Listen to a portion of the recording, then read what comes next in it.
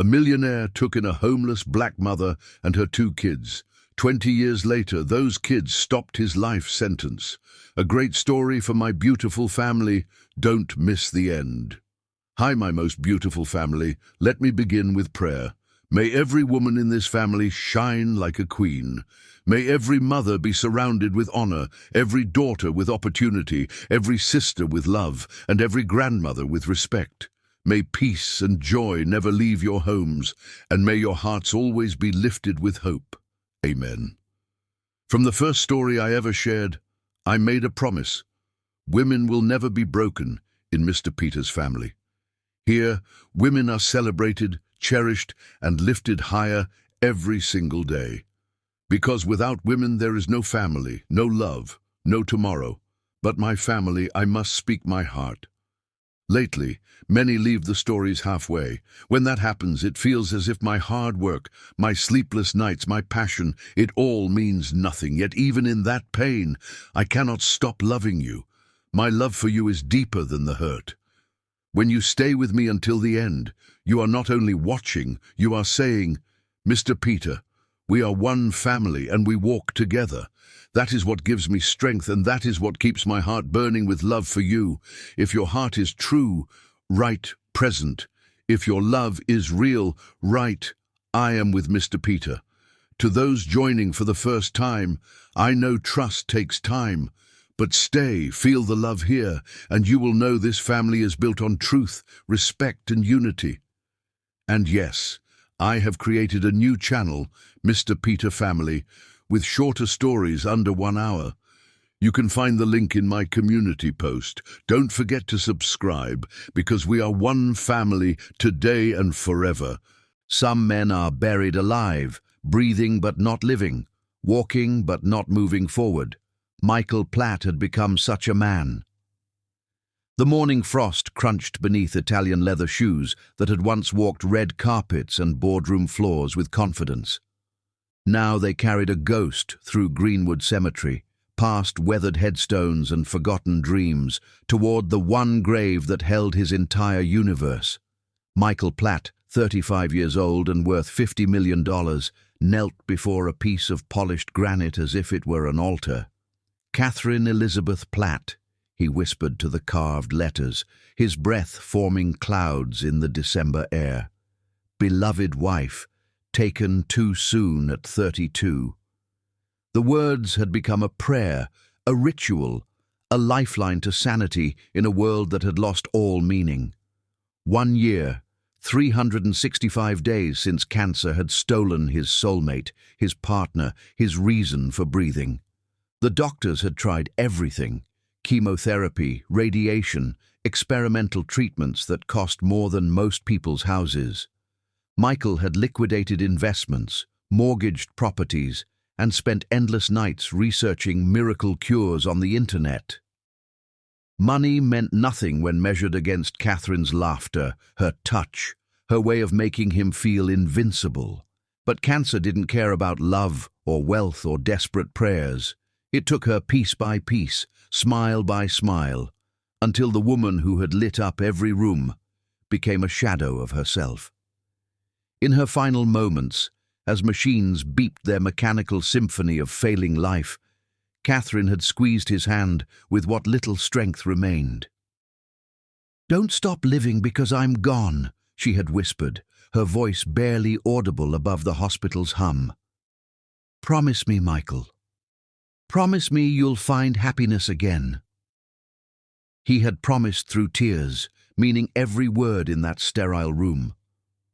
But promises made to the dying, Michael had discovered, were easier to make than keep. The cemetery groundskeeper, an elderly man named Frank, who had grown accustomed to Michael's daily visits, approached with measured steps. "Morning, Mr. Platt. You're here earlier than usual." Michael didn't look up from the grave, couldn't sleep. Again. Frank nodded with understanding born from watching countless grievers pass through these gates. "Your wife, she was something special, wasn't she? I remember her from the wedding photos you showed me." A ghost of a smile crossed Michael's face. Catherine, in her wedding dress, radiant and laughing as she smeared cake on his nose during their reception. She had been everything he wasn't, spontaneous where he was calculated, warm where he was reserved, optimistic where he saw obstacles. She had transformed his sterile bachelor existence into something magical. "She made me better," Michael said, finally standing and brushing dirt from his knees. "Without her, I'm just grieving," Frank finished gently. "But you're still here, son. That has to count for something." None on the impossible task of managing his increasingly erratic schedule. But the call he dreaded most came as he pulled into his driveway. "Michael, we need to talk." His brother David's voice carried that familiar tone of forced patience mixed with barely concealed frustration. "Patricia and I are coming over." "I'm not in the mood for company, David. That's exactly why we're coming. This has gone on long enough." The Platt family mansion sat on 5 acres of meticulously landscaped grounds overlooking Lake Washington. Catherine had fallen in love with the house first, dragging him through room after room, her eyes sparkling with visions of dinner parties and holiday gatherings. They had planned to fill those rooms with children's laughter, to grow old together watching sunsets from the wraparound porch. Now the house felt like a mausoleum, its 23 rooms echoing with memories that cut like glass. David arrived within the hour, his wife Patricia in tow, both wearing expressions of grim determination. At 38, David shared Michael's dark hair and sharp features, but lacked his younger brother's intensity. Where Michael had channeled his brilliance into revolutionary technology, David had chosen the safer path of real estate development, building suburban neighborhoods with methodical precision. "You look terrible," Patricia announced without preamble, her designer clothes and perfect makeup a stark contrast to Michael's rumpled appearance. She had never liked Catherine, considering her too common for the Platt family's ambitions, and her barely concealed relief at being widow-free had poisoned any relationship with Michael. "Patricia," David warned, then turned to his brother. "Mike, you can't keep living like this. When's the last time you showered? Ate a real meal? Went to the office?" Michael sank into Catherine's favorite armchair, a overstuffed monstrosity she had rescued from a thrift shop and reupholstered in cheerful yellow fabric. "The company runs itself. I hired good people. Good people who are starting to wonder if their CEO has completely lost it," Patricia interjected. "The board is asking questions, Michael. Investors are nervous. You can't run a $50 million company from a cemetery. Maybe I don't want to run it anymore." The words hung in the air like a confession. David and Patricia exchanged glances, the quick, calculating look of people seeing opportunity in others' pain. "That's grief talking," David said carefully. "Catherine wouldn't want you to throw away everything you've built." "How would you know what Catherine wanted?" Michael's voice carried a dangerous edge. "You barely tolerated her when she was alive." Patricia's face flushed red. "That's not fair. We all cared about Catherine." "Cared enough to skip our anniversary dinner because you had a prior commitment. Cared enough to tell her she should consider a prenup when we got engaged. Cared enough to suggest she might be after my money." The accusations hit their mark. David had the grace to look ashamed, but Patricia's expression hardened into defiance. "We were protecting you. We've seen what happens when wealthy men make emotional decisions." "Emotional decisions," Michael repeated slowly. "Like marrying the woman I loved, like spending my own money trying to save her life, like grieving my wife. Like isolating yourself from everyone who cares about you," David shot back. "Look around, Mike. Really look. This isn't living, it's dying by degrees. Catherine's gone, but you're still here. What are you going to do about it?" The question that had haunted him for 12 months crystallized in the space between them. What was he going to do? Continue this daily pilgrimage to the dead? Keep wandering through rooms that held more ghosts than memories? Transform into one of those bitter old men who disappeared into their grief until the world forgot they existed. "I've been thinking about selling the company," Michael said quietly. Patricia's eyes lit up like Christmas morning. "That might be for the best. You could travel, start fresh somewhere." "Give yourself time to heal," David added. But his wife's obvious excitement had revealed their true motivation. "Maybe find someone new." "There is no someone new." Michael's voice turned to ice. "There will never be someone new. Never is a long time, brother. Not long enough." After they left, Michael stood in his empty house, surrounded by 23 rooms of memories and silence. Outside, Seattle's skyline glittered with the promise of other people's dreams, other people's happiness, other people's tomorrows. But inside, in the space where his heart used to beat with purpose, there was only the endless weight of missing someone who would never come home. The phone rang again. Sarah, probably, with another crisis that required his attention. Michael let it ring, staring at a wedding photo on the mantel where Catherine's smile promised a future that cancer had stolen. Some men are buried alive, he thought again, and wondered if the dead were really the lucky ones. Outside, the first snow of winter began to fall, covering the world in a blanket of pristine white, but no amount of snow could cover the darkness growing in Michael Platt's heart. Tomorrow, he would return to the cemetery. Tomorrow, and the day after that, and the day after that, until someone or something gave him a reason to stop. He had no way of knowing that tomorrow would change everything. Chapter 2. Miracles Wear Torn Clothes. Angels don't always descend from heaven in golden robes and blinding light. Sometimes they huddle under concrete bridges in torn jackets, clutching babies to their chest while the world tries to wash them away. The December storm attacked Seattle with biblical fury, turning streets into rivers and hope into a drowning thing. Michael Platt drove through the deluge like a man possessed, his BMW's wipers fighting a losing battle against sheets of rain that transformed the world into an impressionist nightmare of blurred lights and shadow. He had spent 4 hours at Catherine's grave, talking to marble until his voice went hoarse, begging a dead woman for answers that would never come.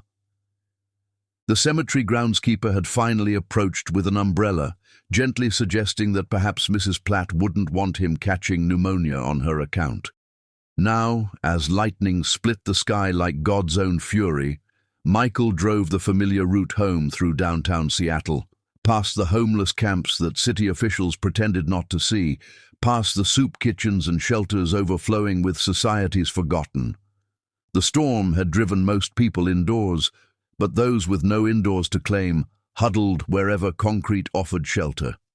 That's when he saw them. Under the Interstate 5 overpass, where the sound of traffic usually drowned out the city's conscience, a figure crouched against the concrete support beam. Even through the rain-distorted windshield, Michael could see it was a young woman, her body curved protectively around something precious. She rocked back and forth in a rhythm as old as humanity itself, the universal motion of a mother trying to soothe her children. Michael pulled over without thinking, his business-trained mind cataloging the danger of stopping in this neighborhood at night during a storm. But something deeper than logic compelled him forward, something that had been dormant for a year but suddenly roared to life. She looked up as his headlights found her, and Michael's breath caught in his throat. She couldn't have been older than 22, with the kind of striking beauty that poverty couldn't quite erase. Her dark skin glistened with rain, her hair plastered to her skull, but her eyes, dear God, her eyes held the fierce protectiveness of a lioness guarding her cubs. 2 tiny bundles were pressed against her chest, barely visible beneath a threadbare jacket that had seen better decades. Babies. The realization hit him like a physical blow. Michael killed the engine and stepped into the storm, immediately soaked to the skin. The woman's eyes widened with terror, and she scrambled backward against the concrete, clutching her children tighter. "Please," she whispered, her voice barely audible above the rain. "Please don't hurt us. We'll move. We'll go somewhere else." The words shattered something in Michael's chest. This young mother thought he was there to cause harm, to drive them from even this miserable shelter. What kind of world had taught her that every approaching stranger meant danger? "I'm not here to hurt you," Michael called out, raising his hands to show he was harmless. "I want to help." "We don't need help," she lied, with the desperate pride of someone who had needed help for so long that accepting it had become impossible. "We're fine." One of the babies began to cry, a thin, weak sound that spoke of hunger and cold and everything wrong with a universe that let innocence suffer. The young woman began that ancient rocking motion again, whispering soft reassurances that Michael couldn't hear but felt in his bones. "When did you last eat?" he asked, taking a careful step closer. Her eyes flicked away, answering without words. Michael could see her ribs through the torn jacket, could see the hollow spaces where flesh should have filled out her cheeks. She was starving herself to make whatever little she had last longer for her children. "My name is Michael," he said, crouching down to her level, letting the rain pound his back. "What's yours?" She studied his face for a long moment, searching for deception or ulterior motives. Whatever she saw there must have satisfied some deep instinct, because her shoulders sagged slightly. "Alana," she whispered. "Alana Weston." "These are your babies," she nodded, adjusting the bundles in her arms. "Twins, True and Hope. They're 6 months old." 6 months. The same age Catherine had dreamed their children would be by now, if the cancer hadn't stolen that future along with everything else. Michael felt his throat close with emotion. "Where's their father?" Alana's laugh was bitter as winter wind. "Gone. Took off when the bills got too high and reality got too real. Said he never signed up for the responsibility." "How long have you been out here?" 3 weeks, since we got evicted." She straightened her spine, trying to summon dignity from somewhere deep inside. "I had a job at a diner, but when Hope got sick and I had to miss too many shifts, they let me go. No job means no apartment. No apartment means—" She gestured at the concrete around them. Hope was sick? Pneumonia. Both of them caught it, but Hope got it worse. The emergency room saved their lives. But the bills— Alana shook her head. $22,000 for 2 nights in the hospital. Might as well have been 22 million. Michael closed his eyes, feeling the weight of cosmic injustice settle on his shoulders. He had spent more than that on Catherine's jewelry for their anniversary. This young woman had chosen between keeping her children alive and keeping them housed, and the system had punished her for choosing love. "Alana," he said carefully, "my wife died a year ago. I have a house with more rooms than I know what to do with. Will you let me help you?" Fear flashed across her features again. "I can't. We can't pay you anything, and I won't do anything inappropriate. Not for money, not for shelter, not for anything." The implication hit Michael like a slap. How many times had she been propositioned, cornered, forced to consider selling pieces of herself to keep her children alive? "I'm not asking for anything," he said firmly. "I'm offering shelter, food, and safety. Nothing more, nothing less. No strings, no expectations, no conditions except that you let me help." "Why?" The question came out broken, as if she'd forgotten that kindness could exist without ulterior motives. Michael looked at the 2 tiny faces barely visible in their mother's arms, at this young woman who had given everything for her children and still had more to give, at the scene of desperate love playing out under a highway bridge in the rain. "Because," he said, his voice thick with emotions he thought had died with Catherine. "I've forgotten what it feels like to matter to someone, and you three look like you could use someone to matter to you." The silence stretched between them, filled only by rain and distant traffic and the sound of two babies breathing in their sleep. Finally, Alana nodded. "Just for tonight," she whispered, "until the storm passes." Michael smiled for the first time in a year. Just for tonight. The drive to his mansion was surreal, this young mother and her babies filling his empty car with life he'd forgotten existed. Alana stared out the window at the passing wealth of his neighborhood with wide eyes, clutching her children as if she expected to be ejected at any moment. When they pulled up to his house, 23 rooms of architectural perfection sitting on 5 acres of manicured grounds, she actually gasped. "You live here? Alone?" "Alone," Michael confirmed, and heard the words full weight for the first time. As he helped her from the car, shielding her and the babies from the rain with his jacket, something stirred in his chest that he'd thought had been buried with Catherine.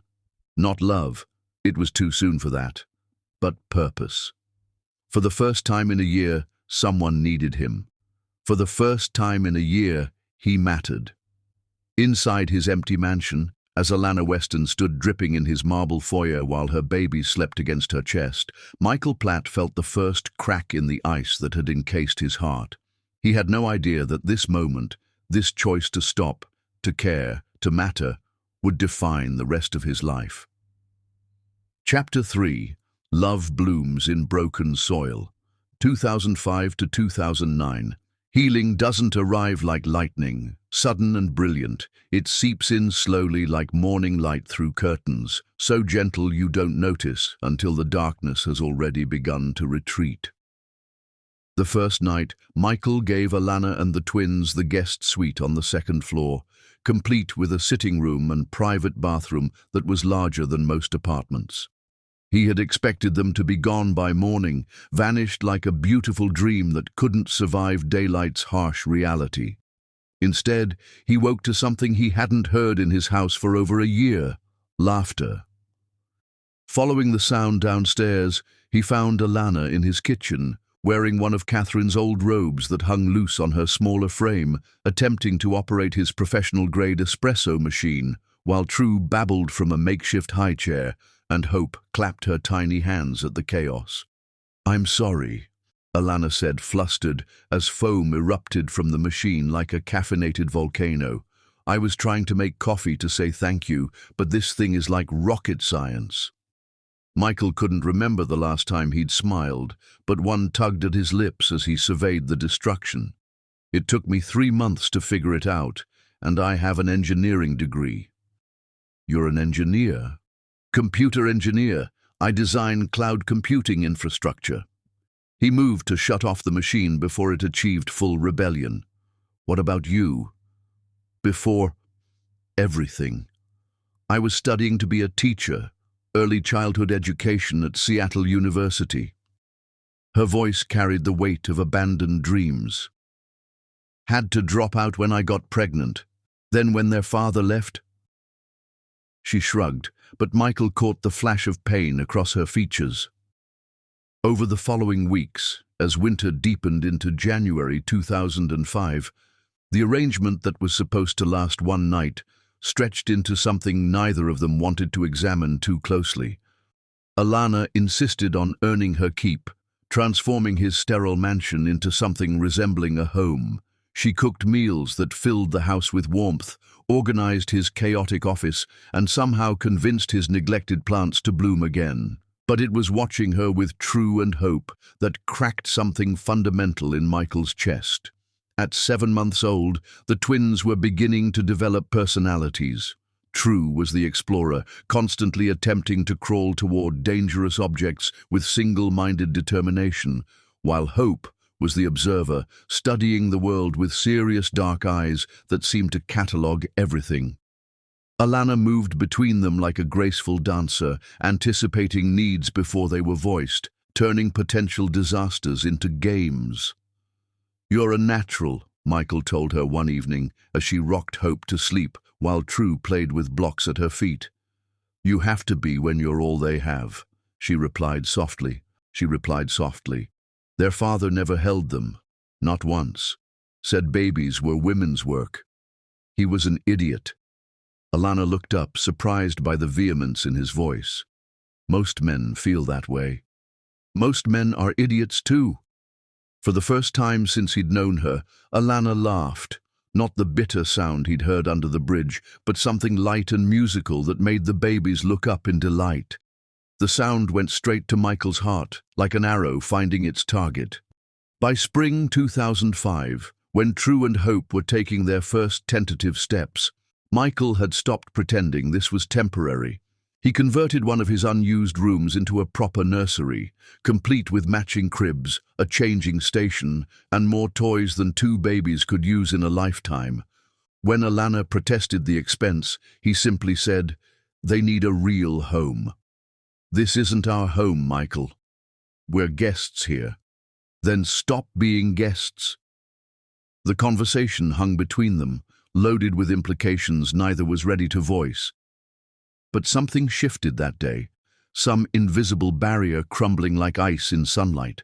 Summer brought new milestones.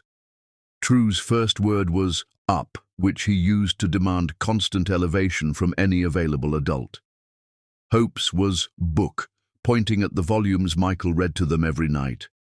Alana enrolled in online courses to finish her degree, studying at the kitchen table while the twins napped, her face illuminated by laptop light and determination. Michael found himself looking forward to coming home from work, something that had been impossible during his year of grief. The house that had felt like a tomb now rang with children's voices and Alana's soft singing. She had a way of humming while she worked, old gospel songs her grandmother had taught her, melodies that seemed to bless the very air. It was in September 2006, when True and Hope were learning to run with the fearless abandon of 2-year-olds, that Michael realized he was in love. The revelation came during a moment of domestic chaos. Hope had somehow gotten into Alana's makeup and painted both herself and True with lipstick while their mother was folding laundry.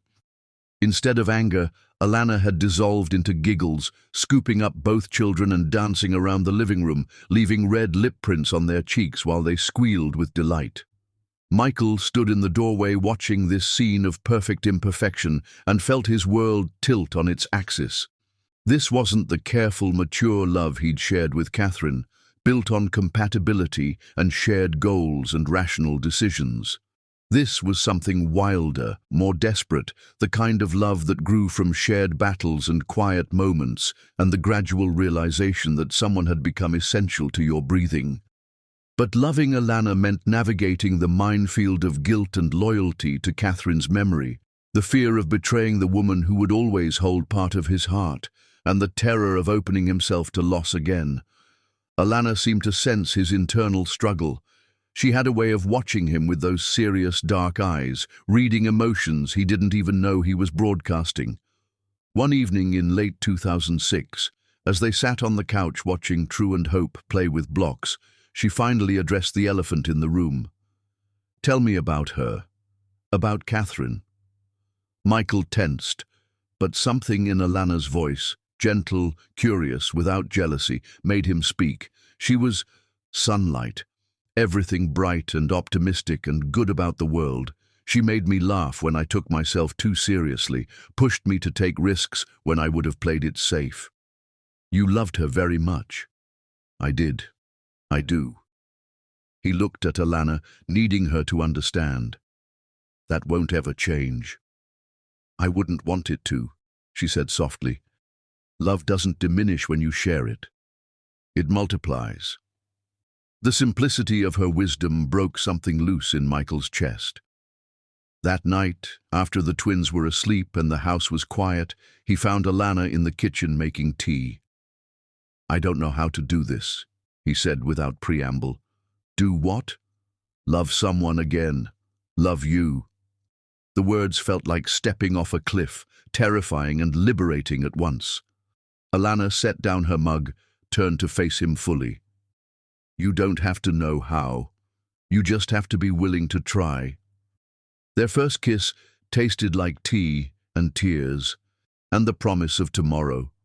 It was tentative, careful, loaded with the weight of everything they'd both lost and everything they might find together. By Christmas 2007, when True and Hope were 3 years old and calling Michael Daddy without prompting, the question wasn't whether they were a family, but whether they were ready to make it official. The proposal came not with diamonds and fanfare, but on a Tuesday morning when Hope was sick with flu and True refused to eat anything except crackers, and Alana handled the chaos with such grace that Michael was overwhelmed with gratitude for her existence. "Marry me," he said as she wiped Hope's fevered brow. "What?" She looked up, startled. "Marry me.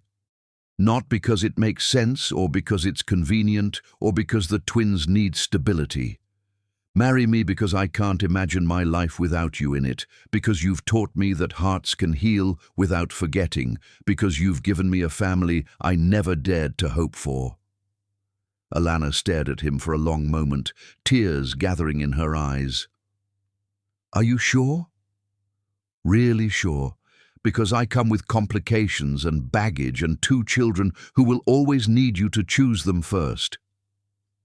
"I've been choosing you first for 2 years," Michael said simply.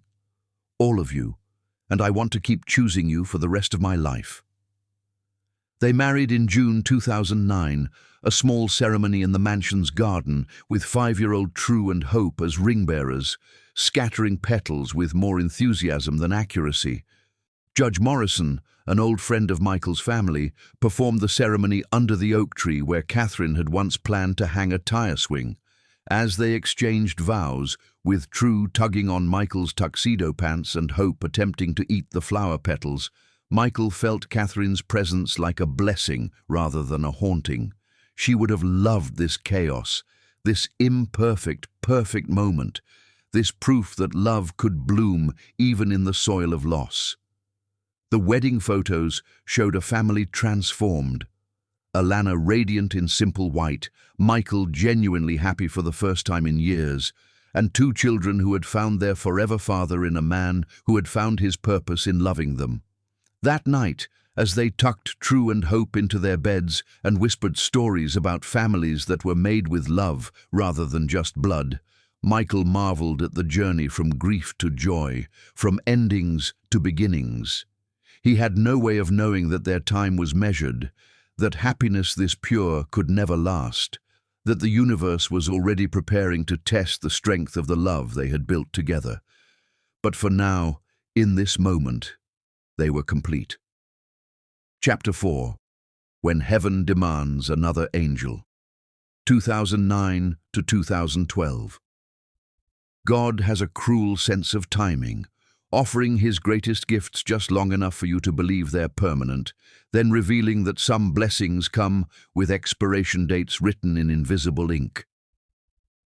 The summer of 2009 should have been perfect. Michael stood on the deck of their Lake Tahoe rental house, watching Alana teach 5-year-old True and Hope to skip stones across the pristine water. Her laughter carried across the lake like music, mixing with the twins' delighted squeals as she guided their small hands in the ancient art of making stones dance. "Higher arc, baby girl," she called to Hope, who was determined to make her stone skip as many times as True's had. "It's all about the angle." Hope's stone managed 3 skips before disappearing beneath the surface, earning enthusiastic applause from her family. True, not to be outdone, threw his next stone with such force that it sank immediately, causing all 4 of them to dissolve into laughter. This was their 3rd summer vacation together, and Michael marveled at how naturally they had settled into the rhythm of family life. True had inherited Michael's analytical mind, constantly asking why and how, while Hope had her mother's empathy, rescuing wounded birds and insisting on reading stories to her dolls every night. "Daddy, watch this," True called, attempting a running stone throw that ended with him stumbling forward and nearly tumbling into the lake. Michael caught him just in time, swinging him up into his arms as the boy giggled. "Careful there, engineer," Michael said, using his nickname for True's systematic approach to everything. "We need to work on your calculations." "I calculated," True protested. "I just calculated wrong." "That's why we practice," Alana said, wading back toward shore with Hope riding piggyback. "Everything takes practice." That evening, as they sat around the fire pit roasting marshmallows and making s'mores, Michael felt the deep contentment that comes with perfect moments. Hope had fallen asleep against his chest, her sticky fingers tangled in his shirt, while True peppered Alana with questions about how fire worked. "Are you happy?" Alana asked later that night, as they stood on the deck watching stars reflect on the water. "Happier than I have any right to be," Michael admitted, pulling her closer. "You saved me, you know. All of you." "We saved each other," she corrected, leaning into his warmth. "That's what families do." The years that followed seemed to validate her optimism. True and Hope started kindergarten at Seattle Academy, where their different personalities began to shine. True excelled at mathematics and science, building elaborate structures with blocks and explaining to anyone who would listen how bridges stayed up and airplanes flew. Hope gravitated toward art and reading, creating fantastical drawings of families that always included 4 figures holding hands under a rainbow. Alana finished her education degree through night classes, determined to teach despite having a family that no longer required her income. "I want to show True and Hope that dreams don't die just because life gets complicated," she explained to Michael. "They need to see that you can build something beautiful from broken pieces." Michael supported her dreams completely, hiring a part-time nanny so Alana could student teach at a local elementary school.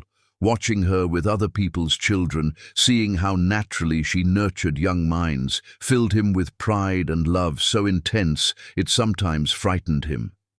But happiness, Michael had learned, was always borrowed time. The first sign came on Hope's 7th birthday, June 15, 2011.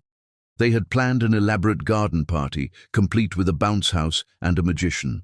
Alana had spent weeks preparing, making decorations and planning games with the perfectionist attention she brought to everything involving the twins. The morning started beautifully.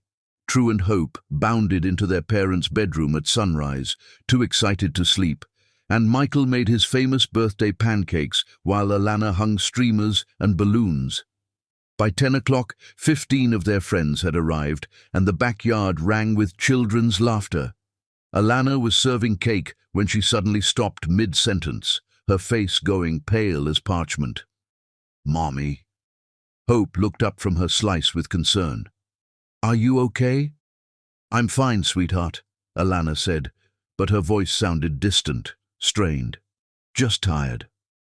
Michael was at her side instantly. "What's wrong?" "Nothing. Just dizzy. I need to sit down." She lowered herself carefully into a chair, but Michael could see the tremor in her hands, the way she fought to keep her breathing steady. "I'm taking you to the doctor," he said quietly. "You can't leave Hope's party. Watch me." Dr. Sarah Chen had been their family physician since the twins were babies, and Michael trusted her completely. But when she emerged from the examination room where she'd spent 40 minutes with Alana, her expression made his blood turn to ice. "I need to run some tests," she said carefully. "There are several possibilities, and I don't want to jump to conclusions." "What kind of possibilities?" Michael asked, though some primitive part of his brain already knew. "Her heart rhythm is irregular, and her blood pressure is dangerously elevated. Combined with the dizziness and fatigue she's been experiencing," Dr. Chen paused, "I want to rule out cardiomyopathy." The word hit Michael like a physical blow. He'd researched enough medical conditions during Catherine's illness to know that cardiomyopathy was often a death sentence, especially the genetic variety that struck young, healthy people without warning. "How long do we have?" The question came out of him before he could stop it. "Michael, we don't know anything yet. Let's get the tests done first." But they both knew. In the terrible arithmetic of love and loss, Michael was already calculating borrowed time. The next 6 months became a blur of specialists, treatments, and desperate hope.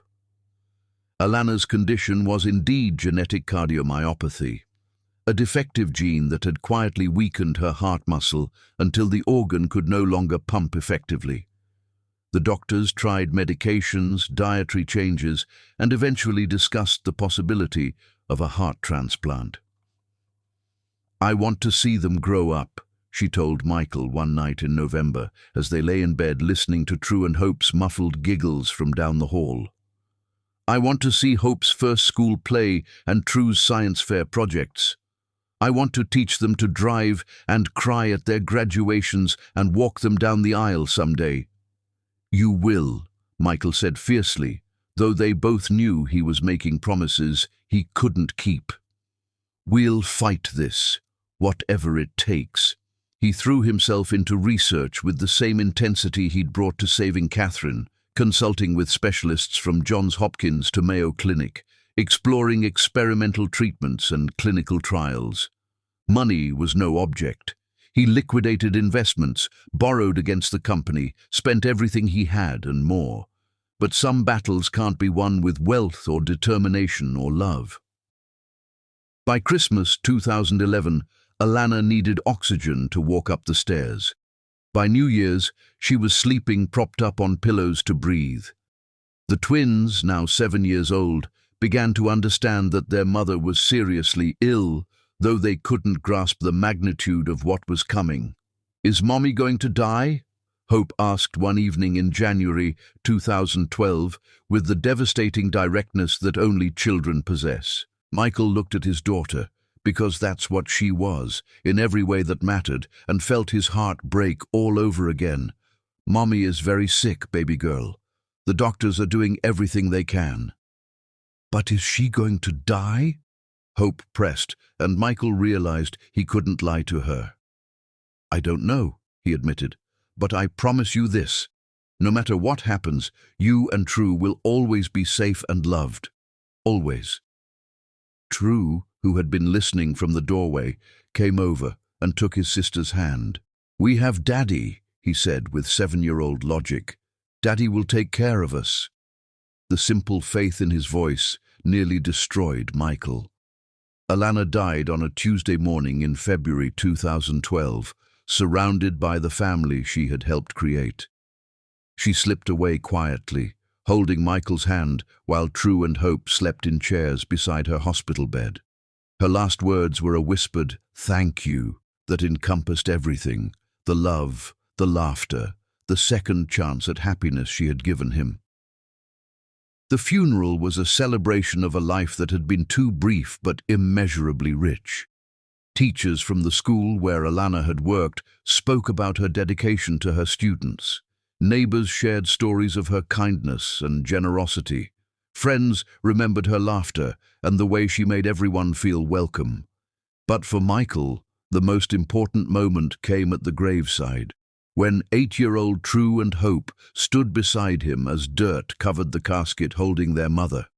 They held his hands with fierce determination, these children who had already learned that love meant staying together when everything else fell apart. "Is she with Catherine now?" Hope asked, her small voice cutting through the February wind. Michael knelt between them, pulling both children close. "Yes, sweetheart, they're together and they're both watching over us." "Will we be okay?" True asked, and Michael heard the echo of his own question from 4 years ago when their world had first changed. He thought about the promises he'd made to Catherine about finding happiness, the vows he'd made to Alana about loving her children, the commitment he'd made to himself to be the father these 2 amazing kids deserved. "We'll be okay," he said with absolute certainty. "We'll be okay because we have each other, and nothing will ever change that. You 2 are mine, and I am yours, and that's forever." As they walked away from the cemetery together, True on one side and Hope on the other, Michael felt the terrible familiar weight of grief settling on his shoulders. But this time was different. This time, he wasn't carrying the burden alone. This time, he had promises to keep and children to raise and a future to build from the ashes of loss. Some love stories end with death, but others, the most important ones, begin there. The hardest part wasn't behind them, it was just beginning. Chapter 5, The Sacred Promise, 2012 to 2016. Being a single father to twins is like conducting an orchestra where half the musicians can't read music, the other half are tone deaf, and everyone expects a symphony. But love, it turns out, makes even the most chaotic noise sound like harmony. The first morning after Alana's funeral, Michael woke to silence so profound it felt like suffocation. For 4 years, his house had been filled with her soft humming, the twins' chatter, the comfortable chaos of family life. Now, even the grandfather clock in the hallway seemed to tick more quietly, as if respecting the weight of grief that had settled over them like fog. 8-year-old True and Hope appeared in his doorway at 7 sharp, still in their matching pajamas, holding hands with the unconscious solidarity of twins who had learned that loss meant sticking together. "Daddy," Hope's voice was small, uncertain. "Are we still going to live here?" The question pierced Michael's heart with surgical precision. Of course they were worried about abandonment. They had lost their birth father, then their mother, and now faced the terrifying possibility that he might disappear too. Michael sat up, opening his arms wide. "Come here, both of you." They climbed onto the bed with the careful movements of children who had learned that adults could break without warning. Michael pulled them close, breathing in the smell of their strawberry shampoo and childhood innocence. "Listen to me very carefully," he said, his voice steady despite the earthquake in his chest. "This is your home. I am your father. You are my children. Nothing, and I mean nothing, will ever change that. Not death, not time, not anything in this world." "But you're not our real daddy," True said with 8-year-old logic that cut like a blade. "What makes a real daddy, True?" The boy considered this with the seriousness he brought to all important questions. "Someone who loves you. Someone who takes care of you when you're sick," Hope added. "Someone who reads bedtime stories and helps with homework," True continued, warming to the topic. "Someone who makes pancakes on Saturdays," Hope finished. "Then I guess I'm as real as they come," Michael said softly, "because I love you more than my own life, and I'll prove it every single day for the rest of yours." The legal adoption process began immediately. Michael hired the best family law attorney in Seattle, determined to ensure that True and Hope would never again face uncertainty about their place in his life. The paperwork was extensive: background checks, home studies, psychological evaluations, but Michael submitted to every requirement with patience, born of absolute determination. Judge Morrison, the same man who had officiated his wedding to Alana, presided over the adoption hearing in March 2012. When the gavel fell and True and Hope officially became Platt children, Michael wept openly in the courtroom. "Congratulations, Mr. Platt," Judge Morrison said warmly. "You now have 2 legally recognized children who share your name and your legacy." That night, Michael took the twins to dinner at their favorite restaurant, a family pizza place where the staff knew their orders by heart, and True always asked for extra cheese, while Hope picked off the pepperoni. As they sat in their usual booth, sharing breadsticks and arguing about whether pineapple belonged on pizza, Michael felt something he hadn't experienced since Catherine's death: peace. The years that followed tested every aspect of his commitment. Single parenthood was an Olympic sport played without training, where every day brought new challenges and the stakes were impossibly high. When True broke his arm during a Little League game in 2013, Michael spent 6 hours in the emergency room, holding his 9-year-old son while doctors set the bone. He learned to braid Hope's hair for school picture day, creating lopsided masterpieces that made her beam with pride. He survived the great stomach flu epidemic of 2014 that laid waste to their entire household for a week. Through it all, he discovered reserves of patience and creativity he never knew he possessed. When Hope developed a fear of thunderstorms, Michael taught her to count the seconds between lightning and thunder, turning terror into a game of scientific observation. When True struggled with reading, they spent hours each night sounding out words together until suddenly, magically, the letters began making sense. "Mr. Platt," said Mrs. Rodriguez, their fourth-grade teacher, during a parent conference in 2014, "I have to tell you, True and Hope are remarkable children, not just academically, though they're both excellent students, but emotionally. They have a security and confidence that speaks to exceptional parenting." Michael felt pride swell in his chest like a physical thing. These children who had started life homeless and abandoned were thriving, growing into kind, intelligent, secure human beings. But not everyone in the Platt family shared his joy. "This is getting ridiculous, Michael." His brother David stood in Michael's office in November 2014, his face flushed with anger and something darker. "You're 45 years old, and your entire life revolves around 2 kids who aren't even yours." "They are mine," Michael said coldly, not looking up from the homework he was helping True complete, legally, officially, and in every way that matters. "Biologically, they're nothing to you. Nothing to our family." True looked up from his math worksheet, his 10-year-old face creased with confusion and hurt. Michael's protective instincts flared like fire. "True, why don't you go find your sister? I think she's practicing piano in the music room." After True left, Michael stood slowly, every inch of his 6-foot frame radiating controlled fury. "Don't ever speak about my children that way in their presence again." "Your children," David scoffed. "Michael, you picked up a homeless woman and her babies. That doesn't make you their father." "Loving them makes me their father. Choosing them every day makes me their father. Being there for every fever, every nightmare, every triumph, that makes me their father." Michael's voice was deadly quiet. "What makes you their Uncle David?" "Because I'm starting to wonder." David's facade of brotherly concern cracked, revealing the naked resentment beneath. "I'm thinking about the family legacy, about what happens to everything Dad and Grandpa built when you leave it to them. Everything I have will go to my children, my legally adopted children who carry my name and my love. They're not Platts. They're more Platt than you are," Michael shot back, "because they understand what this family should stand for: loyalty, love, taking care of each other.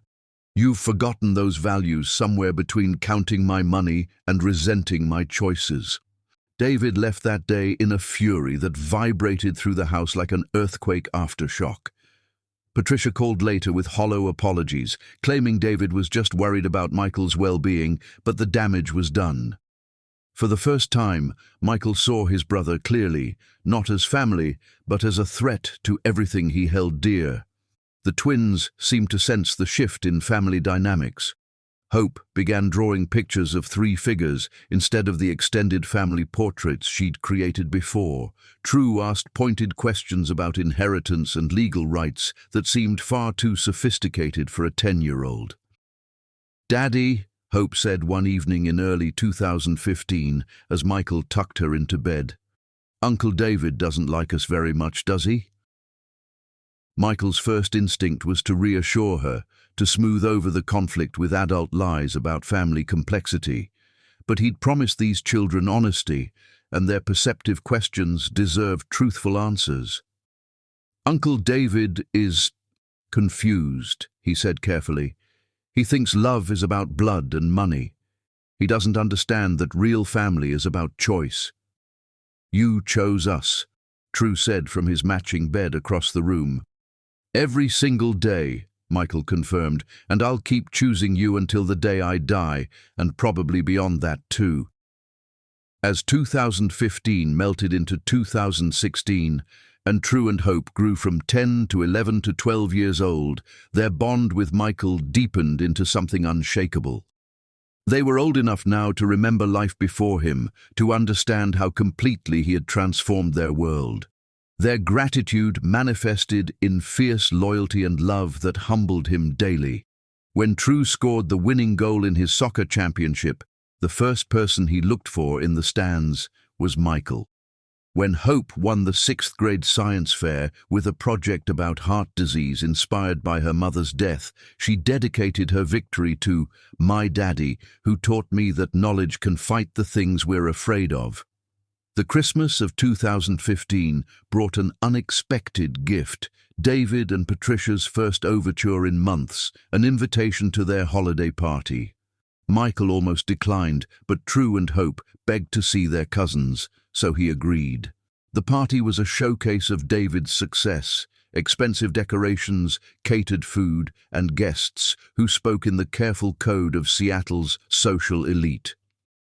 Patricia introduced the twins as Michael's wards, a term that made Michael's jaw clench with suppressed anger. The breaking point came when 12-year-old Hope, in her sweet, innocent way, mentioned that she was excited about inheriting Grandpa Platt's antique desk someday, just like Daddy had promised. The room fell silent. David's face turned purple. Patricia spilled wine on her designer dress. Inheriting. David's voice was dangerously quiet. Michael stepped forward, placing protective hands on True and Hope's shoulders. "My children are my heirs, David. That shouldn't surprise anyone." "Your children," David repeated, his voice dripping venom. "How convenient." The drive home was quiet, but Michael could feel True and Hope processing what they had witnessed. These children who had grown up with unconditional love were beginning to understand that not all family members shared their father's values. "Daddy?" True asked, as they pulled into their driveway. "Are we really going to inherit your stuff?"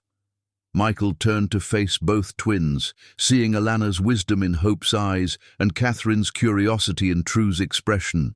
"You're going to inherit something much more important than money or property. You're going to inherit the responsibility to love each other, to take care of each other, and to remember that real wealth isn't what you have, it's who you have." "But Uncle David seemed really mad about the money part," Hope observed with troubling insight. Michael felt a chill that had nothing to do with December air. Sometimes adults make the mistake of thinking money is more important than people. Uncle David is making that mistake. As they walked into their house, their real home, filled with 12 years of memories and love, Michael couldn't shake the feeling that tonight had marked the beginning of something dangerous. David's mask had slipped, revealing the greed and resentment that had been growing like cancer in the family's heart. And cancer, Michael knew better than most, was a patient enemy that attacked when you felt safest. But as True and Hope raced upstairs to get ready for bed, their laughter echoing through the halls like a promise of tomorrow, Michael made another vow to the women he had loved and lost. He would protect these children with every breath in his body, every dollar in his accounts, every ounce of strength he possessed. They had saved him from a living death, and he would spend the rest of his life proving worthy of their love, even if it meant going to war with his own blood. Chapter 6. Dreams Taking Flight, 2016 to 2020. Teenagers are earthquakes, disguised as human beings, beautiful, terrifying forces of nature that can level everything you thought. You knew about love, patience, and the structural integrity of your sanity. Michael Platt stood in the wings of Roosevelt High School's auditorium, watching his 15-year-old daughter Hope command the stage like she was born for spotlights. Her voice soared through the opening number of Our Town, clear and powerful, reaching every corner of the packed theater. In the front row, True sat with his smartphone, illegally recording his sister's performance with the fierce loyalty of a twin who understood that some moments demanded documentation. 7 years had passed since Alana's death, and the children she had left behind were blooming into extraordinary young adults. Hope, now 15, had inherited her mother's compassion and grace, channeling both into a love of theatre and a fierce determination to become a doctor. True, equally 15 but 4 minutes older, had developed into a mathematical prodigy with his father's analytical mind and an engineer's approach to solving the world's problems. "She's incredible," whispered Janet Morgan, the drama teacher who had discovered Hope's talent during freshman year. "I've been teaching for 20 years, and I've never seen a student with such natural stage presence." Michael nodded, too emotional to trust his voice. This was Hope's starring debut, the culmination of months of rehearsals and preparation. She had practiced her lines at the dinner table, in the car, while brushing her teeth, until Michael and True could recite the entire play from memory. As the final curtain fell and the audience erupted in applause, Hope's eyes found Michael's in the wings. Her face lit up with pure joy, and she mouthed, "I love you, Daddy," before taking her bow. In that moment, Michael felt Alana's presence so strongly he almost turned to share the triumph with her. The cast party afterward was a chaos of teenagers, proud parents, and enough sugar to power a small city. Michael found himself in the familiar role of the dad who knew everyone's names, remembered their siblings' activities, and had somehow become the trusted adult that other people's children confided in. "Mr. Platt," said Kelly Martinez, Hope's best friend since middle school, her tone carrying subtle poison. "My mom wants to know if you can chaperone the spring dance. She says you're the only parent who actually makes it fun instead of just standing around looking stern." "I'll consider it," Michael said, privately amused by his reputation as the cool dad. It was a title he'd never expected to earn, but watching Hope navigate the complex social dynamics of high school had taught him that teenagers needed adults who remembered what it felt like to be young and uncertain. True approached with a plate loaded with cake and the satisfied expression of someone who had successfully documented his sister's triumph. "Got the whole performance," he announced, showing his phone screen. "Already uploaded it to our cloud storage and sent copies to all Hope's friends." At 15, True had already mastered technology that baffled most adults. He built computers from spare parts, programmed apps for fun, and had been accepted into an advanced mathematics program at the University of Washington for gifted high school students. His teachers spoke of him in reverent tones, predicting a future as brilliant as his adoptive father's. But it was the twins' emotional intelligence that truly amazed Michael. They had processed their early losses with remarkable resilience, emerging not bitter or broken, but compassionate and strong. They volunteered at the animal shelter where they had first learned that being abandoned didn't mean being unworthy of love. They visited the food bank where Alana had once stood in line with them as babies, now helping to serve families in crisis. "We want to give back," Hope had explained when she suggested the volunteer work, "because we know how it feels to need help." The summer of 2017 brought new adventures as the twins turned 13. Michael rented a house in Tuscany, fulfilling Alana's dream of showing her children the art and culture of Italy. They spent 3 weeks exploring museums, eating gelato for breakfast, and creating memories that would last lifetimes. "This is where Mommy always wanted to bring us," Hope said as they stood in the Sistine Chapel, her voice reverent with wonder. "She's here with us," True added with typical directness. "Just because we can't see her doesn't mean she's not here." Michael marveled at their ability to carry their mother's memory without being crushed by it, to honor her dreams while building their own. High school brought new complexities. Hope joined the debate team and the medical club, her sights set firmly on pre-med studies. True took advanced placement courses in mathematics and physics, already working on college applications even as a sophomore. Their academic success earned them scholarships and awards that Michael displayed with shameless parental pride. But success also brought attention, and attention brought questions that grew increasingly pointed and personal. "So you're not their real father?" asked Brad Williams, a parent at one of True's academic competitions, with the casual cruelty that some people mistake for conversation. "I'm their father in every way that matters," Michael replied evenly, though his hands clenched into fists. "But they're not actually related to you, and you're leaving them everything?" "They're my children. I adopted them legally when they were 8. That's unusual, taking on someone else's kids like that, especially given what happened to their mother." Brad's voice carried an insinuation that made Michael's blood run cold. "What exactly are you implying?" "Nothing specific, just that some people might wonder about the timing. Wife dies, you get the kids and the life insurance. Very convenient." Michael stepped closer, his voice dropping to a dangerous whisper. "If you have something to say about my family, say it plainly. Otherwise, keep your poisonous speculation to yourself." The exchange ended there, but Michael noticed how Brad's attitude toward True shifted, subtle but unmistakable discrimination that made his blood boil.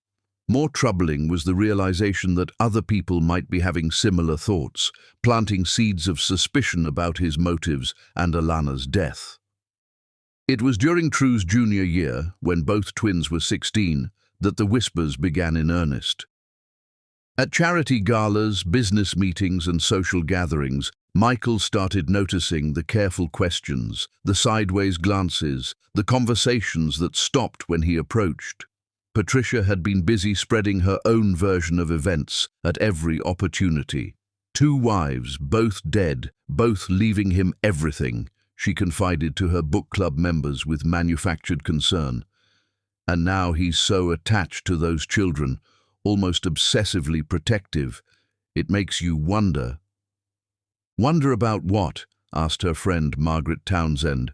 "Whether grief can make people capable of things they'd never normally consider, whether someone might help along a medical condition if it meant getting what they wanted." The poison was spreading through Seattle's social circles like cancer, invisible but deadly.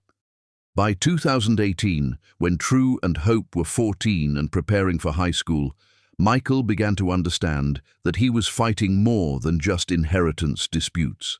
He was fighting for his reputation, his freedom, and ultimately his life. The family updated their wills that year, ensuring that True and Hope were protected regardless of what happened to him. But even as he took precautions, Michael couldn't shake the feeling that David's resentment was growing into something more dangerous than simple greed. The 2019 college acceptances brought triumph and terror in equal measure. Hope was accepted to Stanford with a full merit scholarship, while True received offers from MIT, Caltech, and Carnegie Mellon. Their achievements were covered in the local paper, "Local Twins Overcome Homelessness to Achieve Academic Excellence," complete with photos of their proud father beaming beside them. But the attention also brought unwanted scrutiny. Online comment sections filled with speculation about the family's unusual dynamics. Anonymous posts questioned whether Michael's wealth had bought his children's achievements, whether their success was natural or artificially enhanced through unlimited resources. "Convenient how those kids turned out so perfect," read one particularly cruel comment. "Almost like they were trained to be the ideal heirs. Makes you wonder what really happened to their mother." The Whisper campaign intensified throughout 2020 and 2021 as True and Hope excelled in their freshman years at their respective colleges. David's patience was running out as the twins' continued success made them more sympathetic and their inheritance claims stronger. Patricia's book club had become a breeding ground for increasingly dark speculation. "I heard Michael took out a substantial life insurance policy on Alana just months before she died," Margaret Townsend confided with manufactured shock. "And he was so controlling about her medications, never let the nurses handle them." That does seem suspicious, Patricia agreed, though she knew the truth, that Michael had been desperate to save Alana's life, not end it, combined with his obsessive behavior after Catherine died. Two dead wives and a fortune left to children who aren't his blood, Margaret concluded with false sadness. If I were the authorities, I'd want to take a closer look at those deaths. By Christmas 2021, when 17-year-old True and Hope were clearly on paths to extraordinary success, David realized that civil inheritance challenges weren't enough. The twins were too sympathetic, Michael's parenting too obviously devoted, their family bond too genuine for any jury to break. But murder accusations, that was different. That would destroy not just Michael's inheritance plans, but his freedom, his reputation, and his relationship with True and Hope forever. This has to stop, he told Patricia in the privacy of their bedroom after Michael's annual holiday party, watching the twins help their father clean up with the easy intimacy of a family that genuinely loved each other. They're going to inherit everything, and there won't be anything left for us or our kids. The inheritance case isn't working. The jury likes them too much. Then we change the game, David said with cold calculation. We make this about more than money. We make it about justice for Alana. What do you mean? I mean, we ask some hard questions about how convenient her death was for Michael. Young, healthy woman dies suddenly, leaving him everything and full custody of two children who worship him. Some might call that suspicious timing. Patricia stared at her husband with growing horror and admiration. You want to accuse him of murder? I want to suggest that perhaps the authorities should take another look at Alana's death. With modern forensic techniques, who knows what they might find? The seed was planted, and David began cultivating it with the same methodical patience he'd brought to destroying Michael's reputation. Anonymous tips to police about suspicious circumstances surrounding Alana's death. Carefully placed questions about Michael's access to medications and his behavior during her final illness. Whispered suggestions that perhaps the original autopsy had missed something important. Someone should examine those tissue samples again, Patricia mentioned to Judge Morrison's wife at a charity luncheon in January 2022. With all the advances in toxicology, they might find evidence that wasn't detectable 12 years ago. The machinery of destruction was already turning, gears greased with lies and desperation, designed to crush everything Michael held dear. David's inheritance case was just the opening move in a much larger game, one where the stakes were life and death, and the prize was the complete annihilation of the family that had dared to exist without his permission. As winter turned to spring 2022, and the twins celebrated their 18th birthdays with typical teenage enthusiasm, Michael felt the weight of brewing conflict like a storm gathering on the horizon. David's civil case was proceeding, but something in his brother's eyes suggested that legal maneuvering was only the beginning. That night, as he tucked college brochures into True and Hope's graduation gifts, Michael made a silent promise to the photographs of Catherine and Alana that watched from his desk. He would protect these children with everything he had against every enemy they faced for as long as breath remained in his body. He had no idea that his own brother was already planning to ensure that wouldn't be very long at all. The civil case was just the appetizer. The main course would be accusations that could send him to prison for the rest of his life, destroying everything he'd built and leaving True and Hope to face the world, believing their father was a monster. But David had made one critical miscalculation. He had underestimated the children he was trying to destroy, forgetting that lions raised by lions grow up knowing how to fight. Chapter 7. The Web of Betrayal Tightens. 2020 to 2022. Evil doesn't always announce itself with thunder and lightning. Sometimes it whispers poison in drawing rooms and plants lies in legal documents, growing stronger with each small victory until it's powerful enough to devour everything good in its path. The King County Family Court filing on March 18, 2023, looked routine to casual observers. Another wealthy family squabbling over inheritance rights.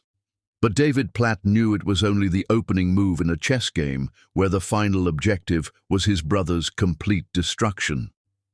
Mental incompetence due to prolonged grief disorder, read the legal petition that David's attorney, James Blackstone, had crafted with surgical precision. Undue influence by minor beneficiaries who exploited the defendant's compromised psychological state for financial gain. The language was careful, clinical, designed to sound like legitimate concern rather than naked greed. But in the margins of his personal copy, David had written notes in red ink that revealed his true intentions. Phase 1. Establish pattern of poor judgment. Phase 2. Question circumstances of A's death. Phase 3. Criminal referral if necessary. Patricia sat across from him in their home office, reviewing the thick folder of evidence they had spent 2 years compiling. Photographs of Michael at Alana's grave, looking grief-stricken and lost. Financial records showing millions spent on the twins' education and care. Psychological profiles from hired experts who had never actually examined Michael but were willing to speculate about his mental state for the right price. "This should be enough for the civil case," she said, though her voice carried doubt. "The twins are 18 now, legal adults with full inheritance rights." "The civil case is just the beginning," David replied with satisfaction. "Once we establish that Michael's judgment has been compromised since Catherine died, we can start asking harder questions about his wives' convenient deaths." "You're really going through with the murder angle?" "I'm going to suggest that perhaps the authorities should take another look at some very suspicious timing. Young wife dies of heart disease right after updating her will. Grieving widower immediately becomes obsessed with her children. Some might call that a pattern worth investigating." The first depositions began in May 2023, just as True and Hope were finishing their freshman years at MIT and Stanford. The twins flew home for summer break to find their father transformed by legal stress, aging visibly under the weight of defending his mental competency and parenting decisions. "Miss Platt," Blackstone asked Hope during her deposition, his voice carrying false sympathy, "how would you describe your father's emotional state during your mother's final illness?" "He was devastated," Hope answered honestly. "He loved her completely." "Would you say he was obsessive about her care, controlling about her medical treatment?" Hope's attorney objected, but the question hung in the air like poison gas. "My father wanted to make sure Mom had the best possible care. That's not obsessive, that's love."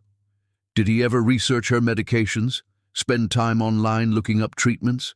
"Of course, he researched everything that might help her." "Including digitalis? Heart medications, cardiac drug interactions?" The specificity of the questions made Hope's blood run cold. Why was David's attorney asking about digitalis unless he was planning something more sinister than inheritance disputes? True's deposition was equally unsettling. Blackstone pressed him about Michael's access to Alana's medications, his control over her daily care routine, his behavior during her final weeks. "Your father handled all of your mother's medications personally, correct?" "He wanted to make sure she got them on time," True replied, but he could sense the trap being laid. "Never let the nurses administer them?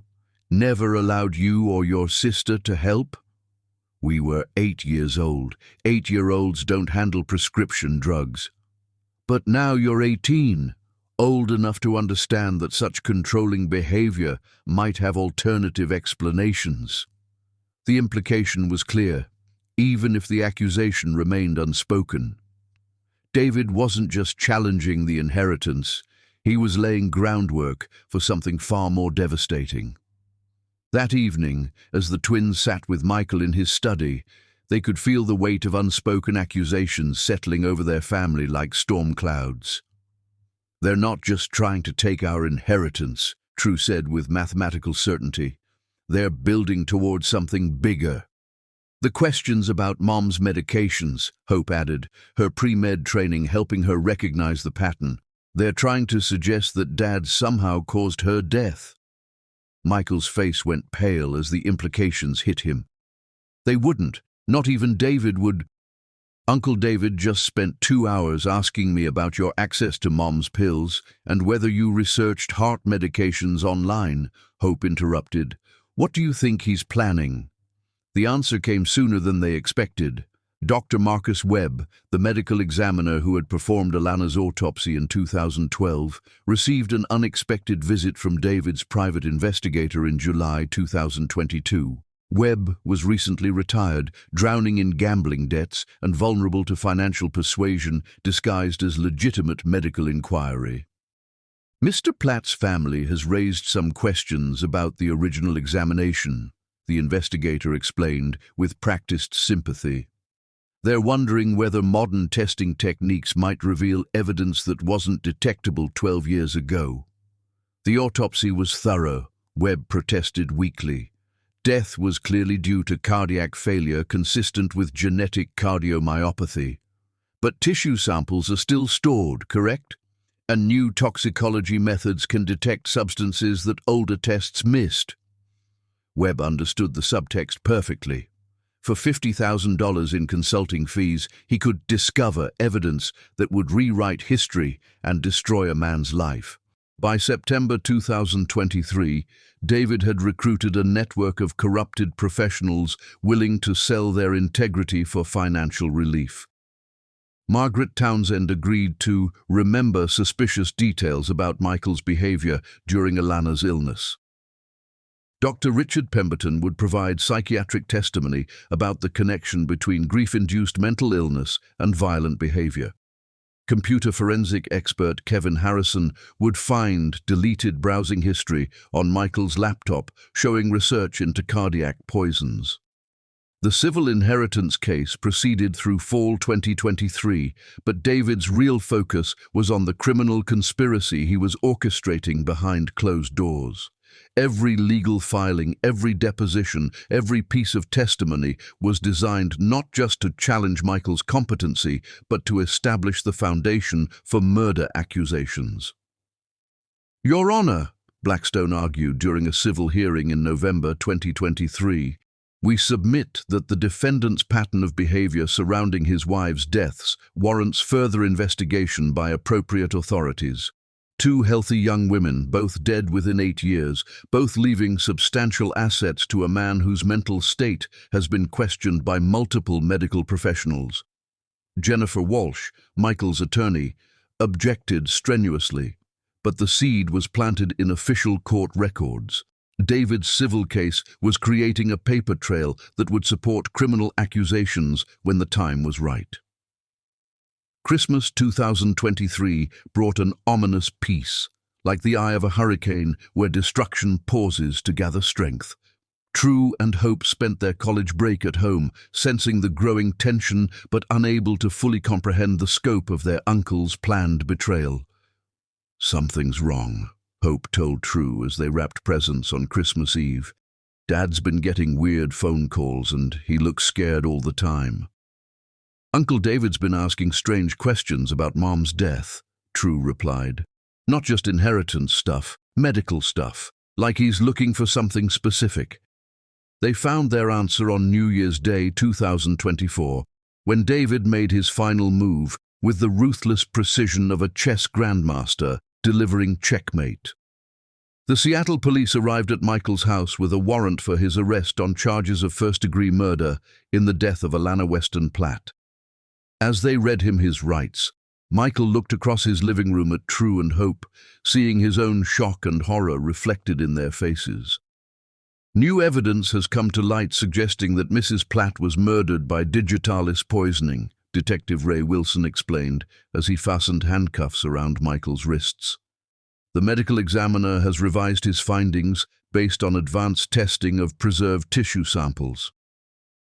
This is impossible, Michael said, his voice breaking with disbelief. Alana died of heart disease, genetic cardiomyopathy. We have documentation. "You'll have time to discuss your defense with your attorney," Detective Wilson replied. "Right now, you're under arrest for murder in the first degree." As they led Michael away in handcuffs, with news cameras capturing every moment of his humiliation, True and Hope stood frozen in their doorway. In less than 24 hours, their father had gone from respected businessman to accused murderer, their family from loving to infamous, their future from bright to destroyed. "Did you know?" Hope whispered to True as their father's police car disappeared down their driveway. "About the accusations, about what Uncle David was planning." "I knew he hated us," True replied, his mathematical mind already working to process this new equation. "I just didn't know he hated us enough to frame Dad for murder." That night, as they sat in their empty house, surrounded by police tape and shattered dreams, True and Hope made a pact that would define the rest of their lives. They would not let their father rot in prison for a crime he didn't commit. They would not let David's greed destroy the man who had saved them from homelessness and raised them with unconditional love. They would prove Michael's innocence if it took every skill they possessed, every connection they'd made, every ounce of intelligence they'd inherited from the parents who had shaped them. The civil inheritance case had been David's opening move. The murder charges were his attempt at checkmate. But True and Hope Platt were about to prove that in the game of family loyalty, they had learned from the absolute master, and they played to win. Chapter 8. The Battlefield Expands. 2023 to 2024. Desperation transforms ordinary men into monsters, and monsters will devour anything, including family, to feed their hunger for what was never theirs to claim. The inheritance case was crumbling like a house built on sand, and David Platt knew it. By October 2023, his carefully constructed narrative of Michael's mental incompetence was falling apart under the weight of evidence presented by True and Hope's legal team. Medical records proved Michael's excellent mental health, character witnesses testified to his devoted parenting, and financial experts confirmed his sound business judgment throughout the twins' upbringing.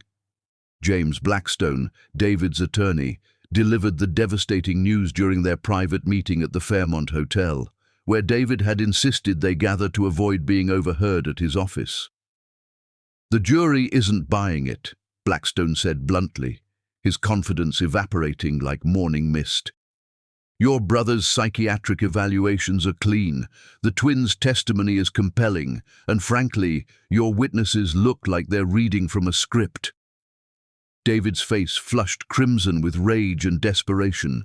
8 months of legal maneuvering, hundreds of thousands in attorney fees, and careful character assassination, all for nothing.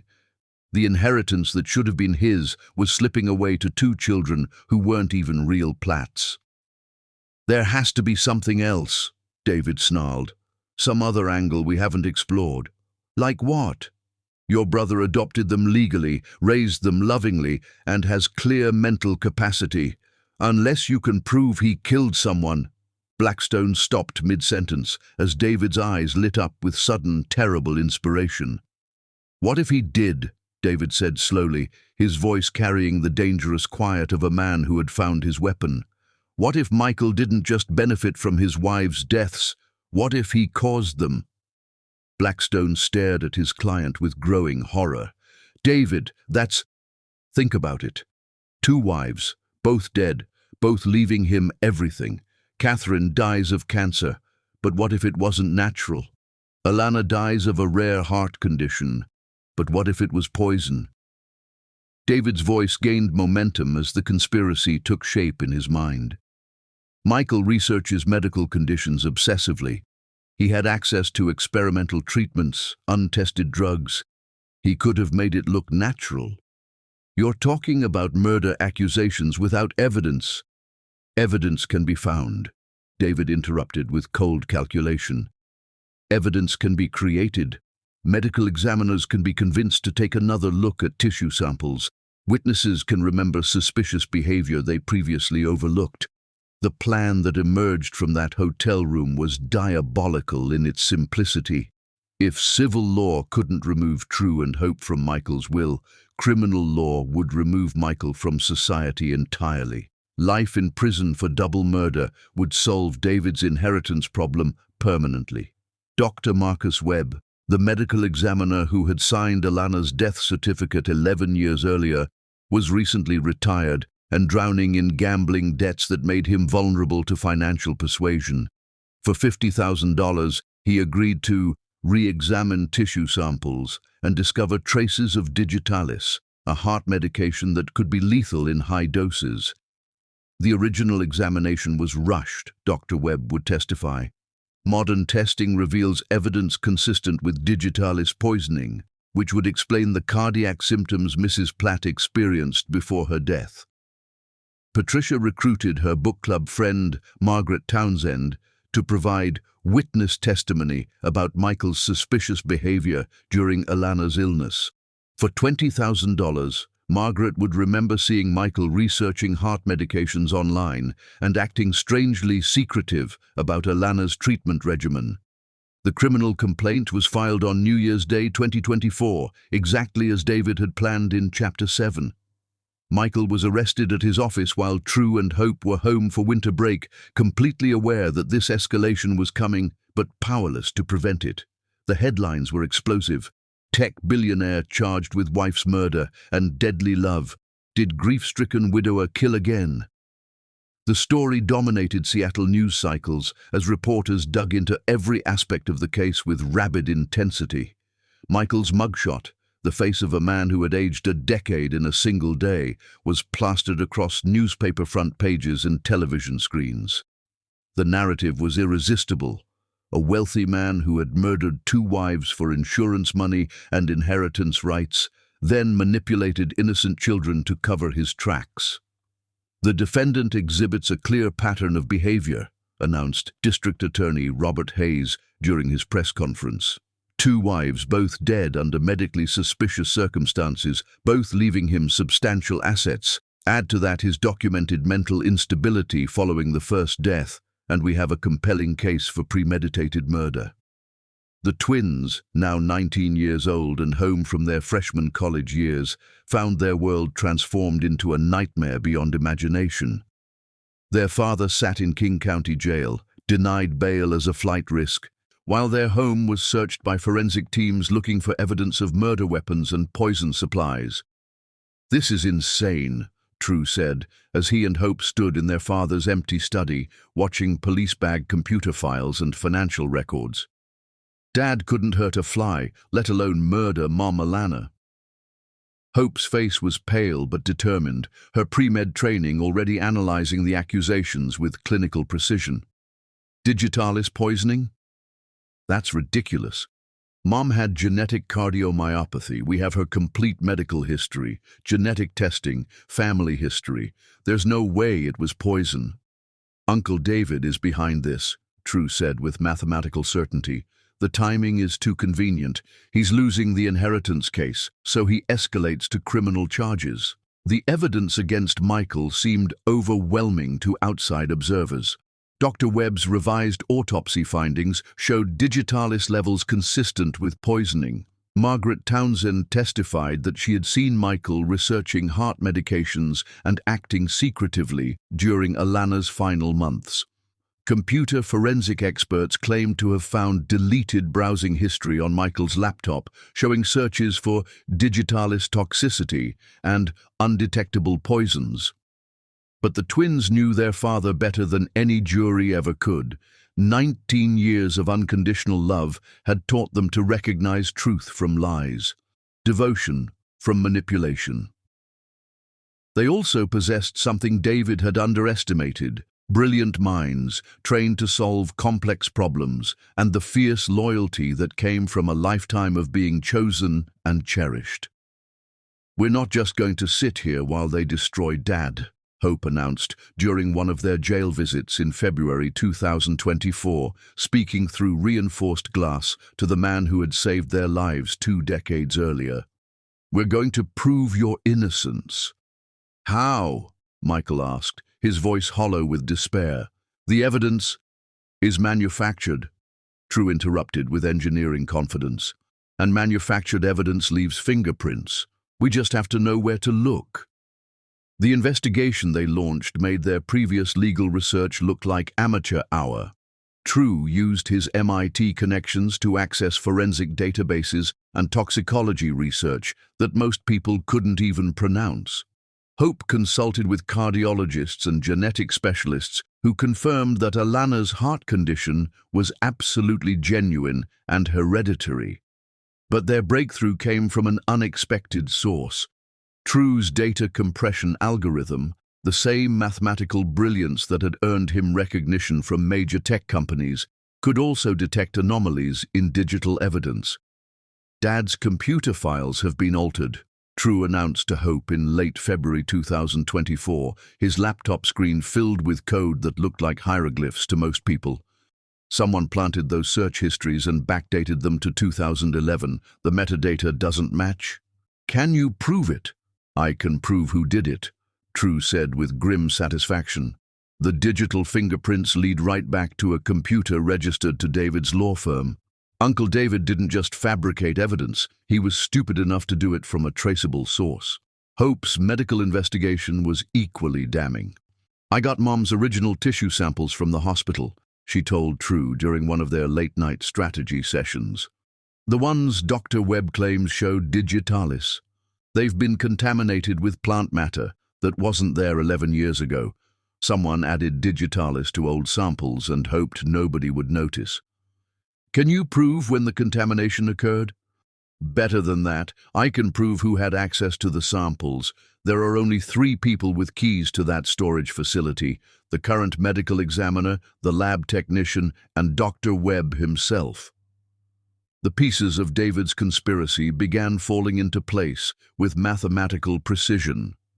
Bribed witnesses, planted evidence, corrupted officials, all leading back to a desperate man who had chosen to destroy his brother rather than accept that love could create stronger family bonds than blood. But proving conspiracy and overturning criminal charges required more than just evidence. It required a courtroom performance that would expose David's lies while vindicating 20 years of genuine love and devotion.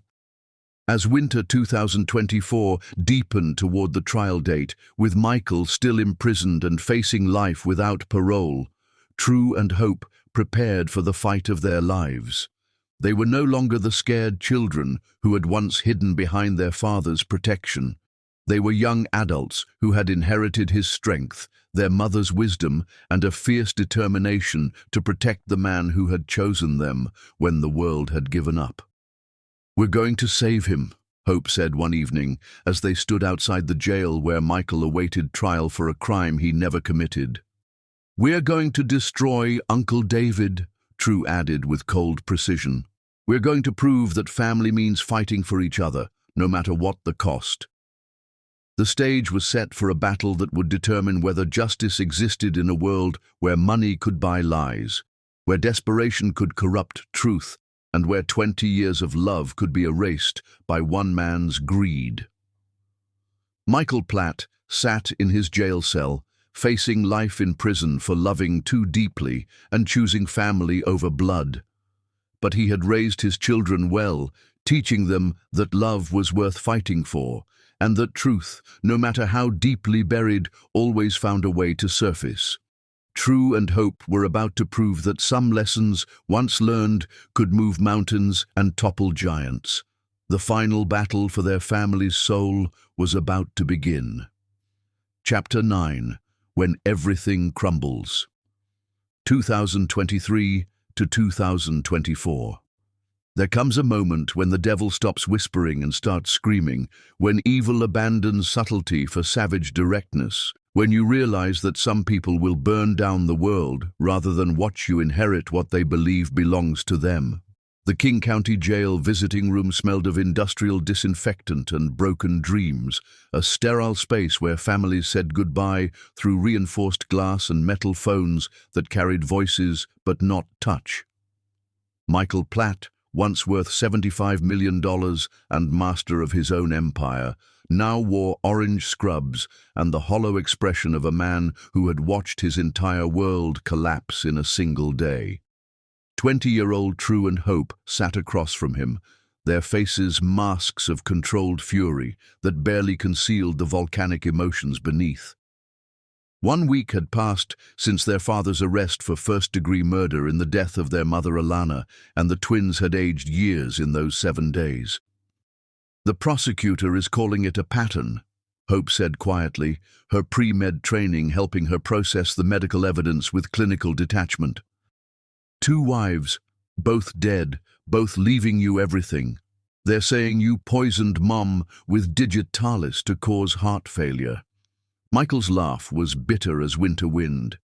"Digitalis, your mother had genetic cardiomyopathy confirmed by 3 different specialists. Her entire family has a history of heart disease." "We know that," True said with engineering precision. "The question is how to prove Uncle David manufactured this evidence without sounding like conspiracy theorists." The criminal case had exploded across national media like a bomb detonating in slow motion.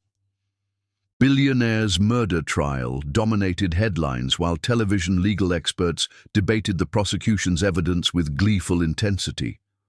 Michael's mugshot appeared beside photos of Catherine and Alana, creating a visual narrative of predatory wealth and serial killing that captured public imagination. Dr. Marcus Webb's revised autopsy findings were the prosecution's smoking gun. Tissue samples that had been stored for 11 years allegedly showed traces of digitalis, a heart medication that could be lethal in high doses. Webb testified that modern testing techniques had revealed evidence that was impossible to detect in 2012. The digitalis levels found in Mrs. Platt's system would have been sufficient to trigger fatal cardiac arrhythmia, Webb stated during the preliminary hearing. Combined with her existing heart condition, even small doses could have caused the symptoms and death pattern observed. Margaret Townsend, Patricia's book club conspirator, provided the human element to the prosecution's case. She testified tearfully about visiting the Platt house during Alana's illness and observing Michael's suspicious behavior around his wife's medication. "He was very controlling about her pills," Margaret claimed. "Wouldn't let anyone else handle them, not even the nurse, and I saw him researching heart medications on his computer, looking up dosages and side effects. When I asked about it, he got very defensive."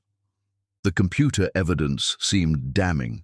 Forensic analysts claimed Michael's laptop showed deleted browsing history from 2011 to 2012, including searches for digitalis poisoning symptoms, undetectable cardiac drugs, and how long until heart medication causes death. The prosecution painted a picture of premeditated murder disguised as compassionate caregiving. "Ladies and gentlemen," District Attorney Hayes told the grand jury, "this defendant researched exactly how to kill his wife, administered the poison over weeks or months while pretending to care for her, then played the grieving widower to perfection. He used those children as props in his performance, gaining sympathy while covering up his crime." The twins' college lives disintegrated under media scrutiny. Stanford temporarily suspended Hope pending investigation of family circumstances, while MIT classmates whispered behind True's back about sleeping in the same house as an alleged murderer. Their academic achievements were reframed as evidence of calculated manipulation, brilliant children smart enough to help cover up their stepfather's crimes. "Murder twins, what did they know?" screamed one particularly vicious tabloid headline above photos of True and Hope leaving the courthouse. The article speculated that they might have been accomplices, too young to prosecute but old enough to understand their father's actions. Michael's mental health deteriorated rapidly under the crushing weight of accusations. The man who had once commanded boardrooms and built technological empires now spent his days in a 6x8 cell, staring at concrete walls, while his reputation was destroyed one news cycle at a time. "Maybe I should just confess," he told True and Hope during a visit in November 2023. End this nightmare for you two.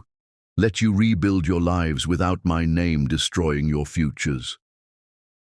You want to confess to a crime you didn't commit? Hope's voice carried the steel that Alana had passed down through love rather than genetics. You want to abandon us the way everyone else has? I'm not abandoning you. I'm protecting you. By lying. By letting Uncle David win. By telling the world that our mother married a murderer. True's mathematical mind cut through emotions to reach core logic. That would destroy her memory more than any false accusation ever could. The prosecution's case seemed airtight as winter 2023 melted into 2024. 3 expert witnesses, computer evidence, medical testimony, and a motive involving millions of dollars in inheritance. Michael's defense attorney, Jennifer Walsh, had been reduced to arguing reasonable doubt in a case where doubt seemed unreasonable. The evidence is circumstantial, she argued during pre-trial motions. No one witnessed any crime. The medical findings are based on 12-year-old tissue samples that could have been contaminated. The computer evidence shows deleted files, not criminal intent. But circumstantial evidence had sent innocent men to prison before, and the prosecution's narrative was seductive in its simplicity. Wealthy man kills inconvenient wives, uses orphan children as sympathy shields, nearly gets away with perfect crimes until justice finally catches up. The trial was scheduled to begin February 14, 2024, another Valentine's Day that would be remembered for heartbreak rather than love. Jury selection revealed the challenge Michael faced.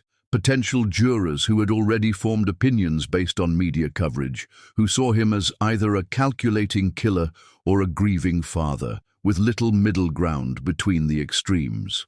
Your Honor, Jennifer argued during jury selection, pre-trial publicity has made it impossible to find unbiased jurors. The defendant's right to fair trial has been compromised by sensationalistic media coverage. The people have a right to justice, countered District Attorney Hayes. Mr. Platt's wealth and social connections cannot shield him from accountability for his alleged crimes. As opening statements approached, Michael sat in his jail cell, writing what he believed might be his final letter to True and Hope, the children who had given his life meaning and might now watch him spend the rest of it behind bars. My beloved son and daughter, he wrote, whatever happens in the coming weeks, I need you to know that loving you has been the greatest privilege of my life. You saved me from grief and gave me purpose. You turned my house into a home and my existence into joy. If the price for loving you is spending my life in prison, then I pay it gladly because you were worth every moment of happiness, every sacrifice, every choice I made to be your father. But True and Hope had no intention of reading their father's goodbye letter. While Michael prepared for legal execution, his children were preparing for war with weapons David had never expected them to possess. Brilliant minds trained by the man he was trying to destroy, absolute certainty in their father's innocence, and 20 years of love that made them willing to fight the entire world. The preliminary hearing on March 10, 2024, revealed the prosecution's strategy in all its devastating detail. Webb's medical testimony, Margaret's witness account, and computer forensic evidence painted Michael as a cold-blooded killer who had used his wife's existing heart condition to cover up premeditated murder. The defendant researched digitalis extensively before his wife's death, the prosecutor announced. He had motive, insurance money, and complete control over the minor children. He had means, access to prescription medications through his wealth and connections. And he had opportunity, exclusive access to his wife's daily medication regimen. As Michael was led away in handcuffs, facing life in prison without possibility of parole, True and Hope sat in the courtroom gallery with expressions that would have made their mothers proud. They weren't crying or pleading or accepting defeat. They were calculating. 20 years of unconditional love had taught them that family meant fighting for each other when the stakes were highest, that truth was worth defending even against impossible odds, that some battles could only be won by those with nothing left to lose. David Platt had made the mistake of underestimating the children he had tried to destroy. He was about to learn that lions might sleep peacefully, but they awakened as apex predators when their pride was threatened. The trial of the century was about to begin, with everything True and Hope had ever loved hanging in the balance. Their father faced life in prison for a crime he didn't commit, while the real criminal sat in the gallery wearing the mask of concerned family. But masks, the twins had learned, could be removed. Lies could be exposed. And justice, no matter how deeply buried under corruption and greed, could always be resurrected by those brave enough to dig for it. The final battle was about to commence, and True and Hope Platt were ready for war. Chapter 10. The Children Who Became Warriors. 2024. Justice isn't always delivered by judges and juries. Sometimes it comes through the hands of children who refuse to let evil triumph over the man who taught them that love conquers everything, even when everything seems lost. The Seattle courthouse had never witnessed anything like what walked through its doors on March 15, 2024.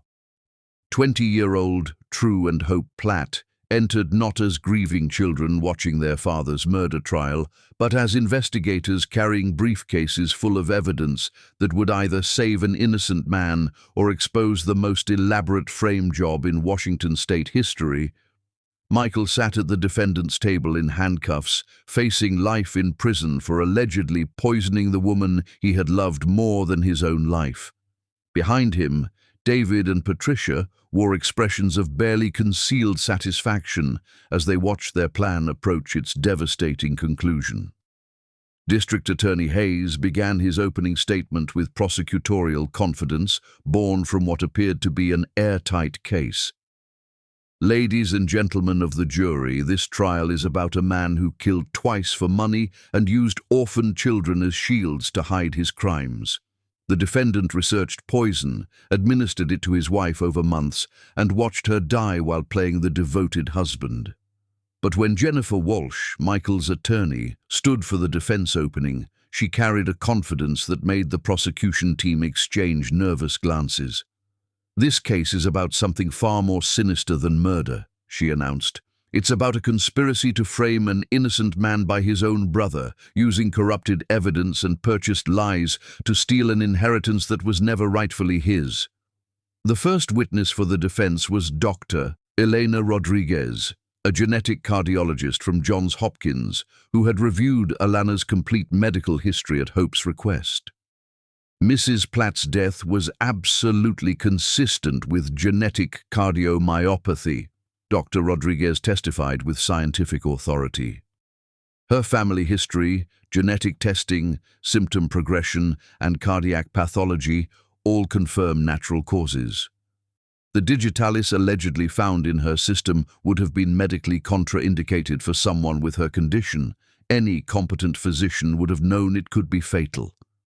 Could digitalis have been administered without medical knowledge? Jennifer asked. Not in the pattern claimed by the prosecution. The alleged dosing schedule would have required expert knowledge of cardiac pharmacology and careful timing that would be impossible for a layman to achieve.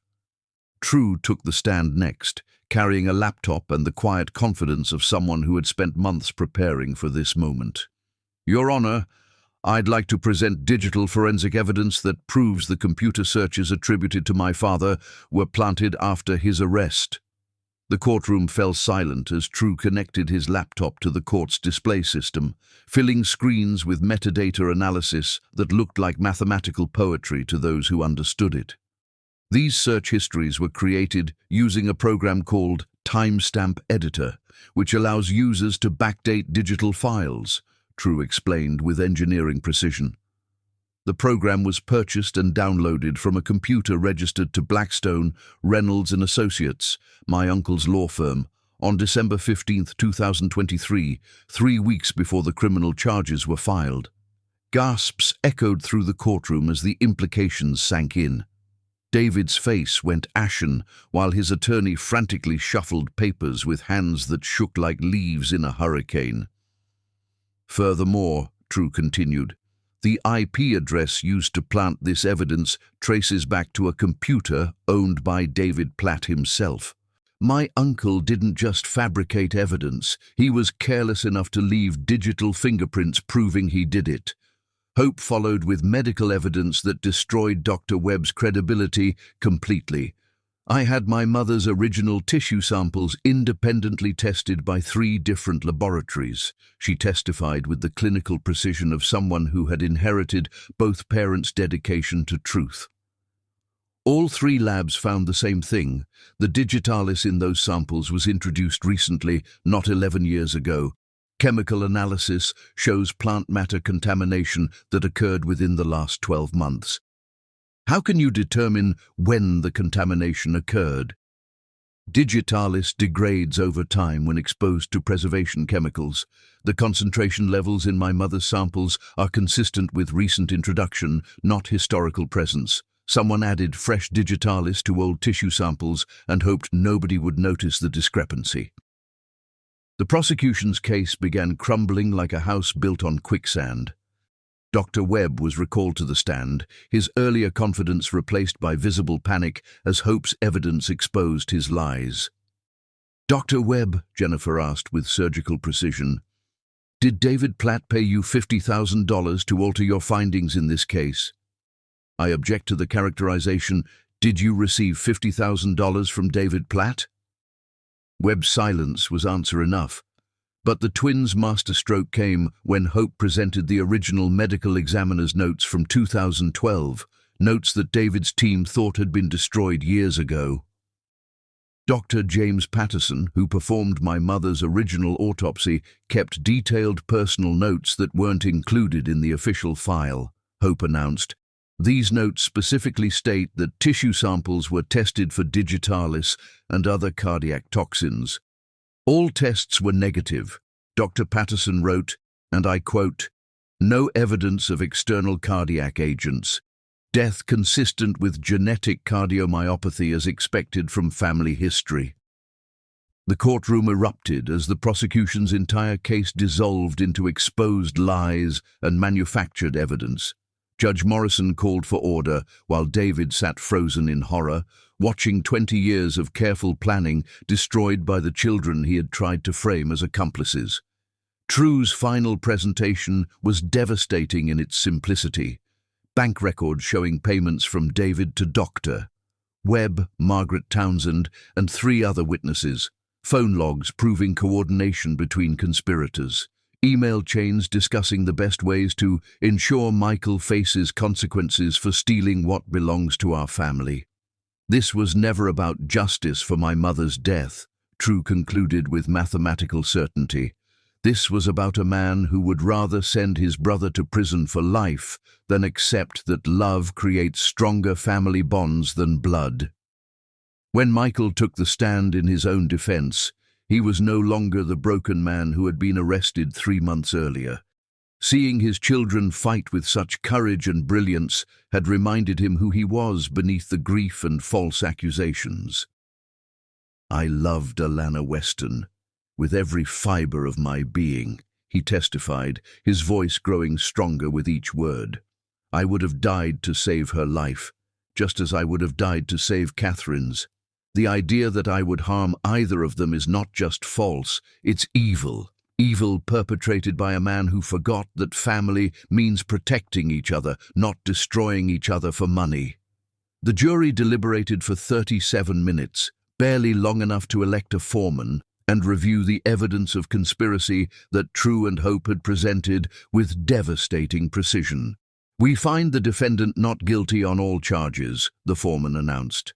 "Furthermore, we recommend immediate investigation into the perjury and evidence tampering revealed during this trial." Judge Morrison's additional ruling was swift and merciless. David Platt and Dr. Marcus Webb are remanded into custody pending criminal charges for conspiracy, perjury, and obstruction of justice. All witnesses who received payment for false testimony will face prosecution to the full extent of the law. But the real victory came when Michael walked out of that courthouse a free man, his arms around the 20-year-old warriors who had saved him from spending the rest of his life in prison for a crime he never committed. "Mr. Platt," called a reporter from the Seattle Times, "how does it feel to be vindicated?"